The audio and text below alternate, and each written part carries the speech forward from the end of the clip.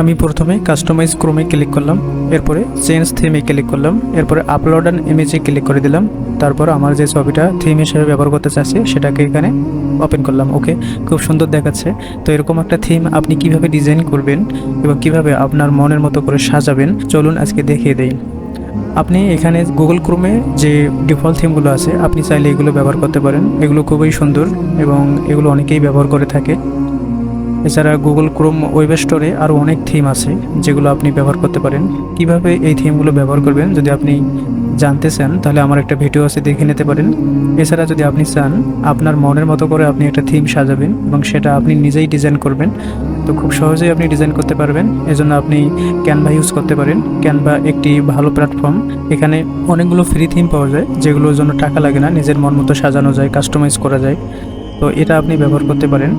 আমি মূলত এই থিমটা ডিজাইন করছি চ্যাটজিপিটির হেল্প নিয়ে। আমি ওকে সুন্দর করে বলে দিয়েছি যে আমাকে এরকম একটা থিম ডিজাইন করে দাও যেটা আমি গুগল ক্রোমের জন্য ব্যবহার করব।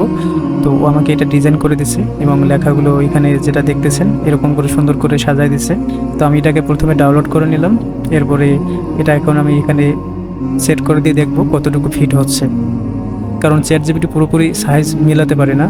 তো একটা সাইজ বলে দিলে দেখা যায় যে ও কম বেশি করে ফেলে।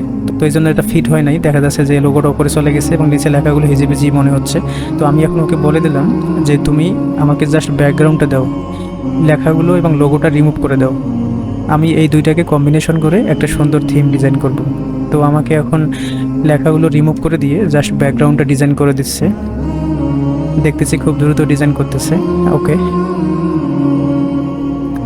প্রায় শেষের দিকে।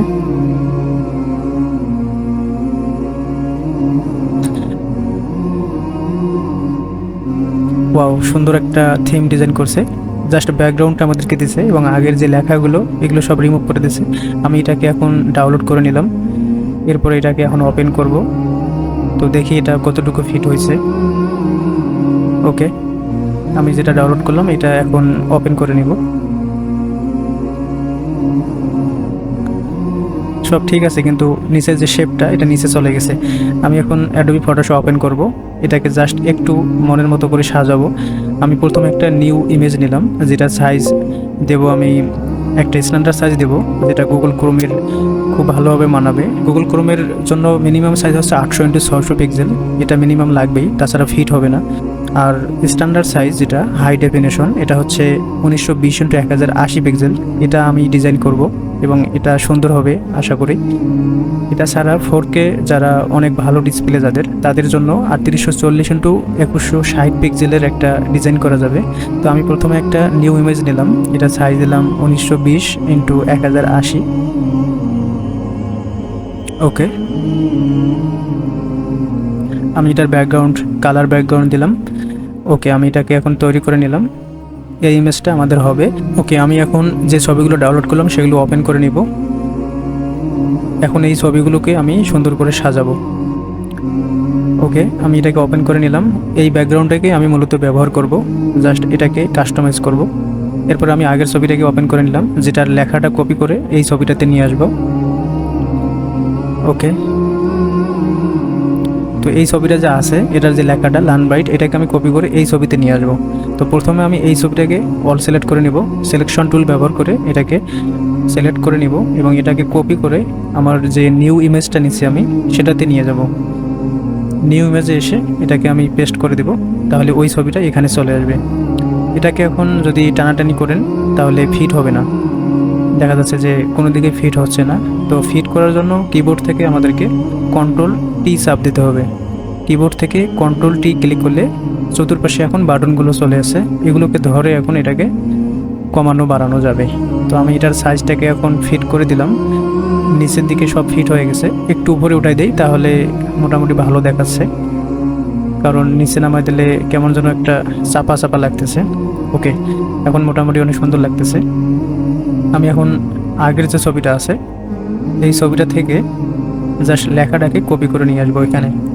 তো লেখাটাকে কপি করার জন্য আমি সিলেকশন টুল ব্যবহার করব, এটার মাধ্যমে আমি লেখাটাকে কপি করে নিলাম। এরপরে জাস্ট কপি করে নিয়ে Ctrl+C দিয়ে কপি করা যাবে। এখন এটাকে মুভ টুল ব্যবহার করে অথবা সরাসরি কপি করলেও হবে। আমার যে নতুন ছবিটা আছে এটাতে চলে আসবো। ওকে, এখানে জাস্ট পেস্ট করে দিব, চলে যাচ্ছে। এখন এটাকে একটু মুভ করতে হবে, সাইজটা একটু বাড়াতে হবে। ওকে, এটাকে আমি এখন সেভ করে নেব না, কারণ সেভ করলে আমার মূল ছবিটাই সেভ হয়ে যাবে।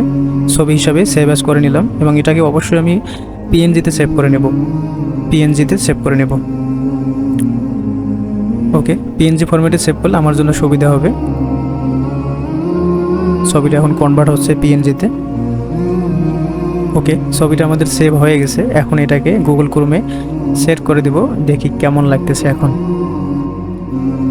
ওকে, গুগল ক্রোমে আসার পরে আমি এটাকে জাস্ট এখানে সেট করে দেব।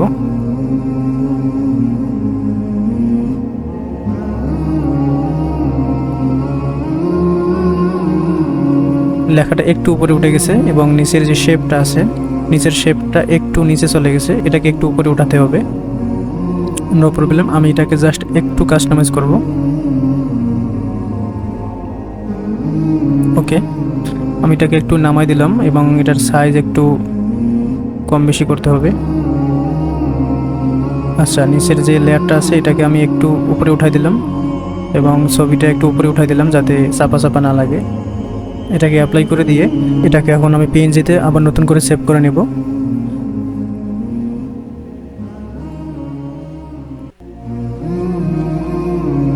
এখন আমি এটাকে গুগল ক্রোমে সেট করে দেব।